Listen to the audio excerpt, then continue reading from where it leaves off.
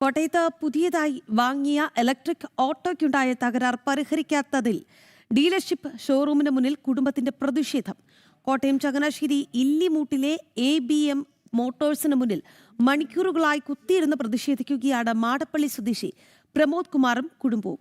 പ്രമോദ് കുമാർ വാങ്ങിയ electric auto 15 ദിവസം കൊണ്ട് തകരാറിലായി എന്നാണ് കുടുംബം പറയുന്നത്. പ്രശ്നം പരിഹരിക്കാൻ ഷോറൂം അധികൃതർ തയ്യാറായില്ല എന്നും ആക്ഷേപം ഉണ്ട്. ആദ്യം പ്രതികരണത്തിലേക്ക്, പിന്നീട് വാർത്തയുടെ കൂടുതൽ വിശദാംശങ്ങളിലേക്ക്. ഞാൻ ഒരു ഓട്ടോറിക്ഷ തൊഴിലാളിയാണ്.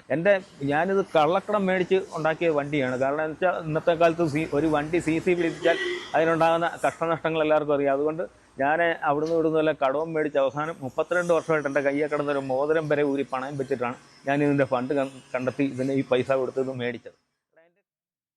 വിവരങ്ങളുമായി മിഥുൻ മുരളി ചേരുകയാണ്. മിഥുൻ, അതായത് അവരെ സംബന്ധിച്ചിടത്തോളം ആ കുടുംബത്തിന്റെ ഉപജീവന മാർഗമാണ്, അതാണ് ഇവിടെ തടസ്സപ്പെട്ടിരിക്കുന്നത്. ഷോറൂമിനെതിരെ വളരെ ഗുരുതരമായ ആക്ഷേപങ്ങൾ ആ കുടുംബം ഉന്നയിക്കുന്നുണ്ട്. വിവരങ്ങൾ.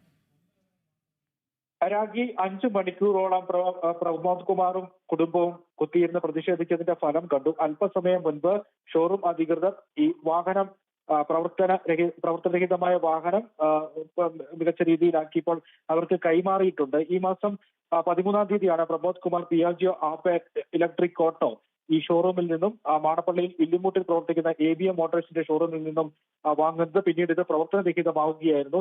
ഈ ഷോറൂം അധികൃതരെ സർവീസിന് വേണ്ടി സമീപിച്ചെങ്കിലും മറുപടിയൊന്നും ലഭിച്ചില്ല.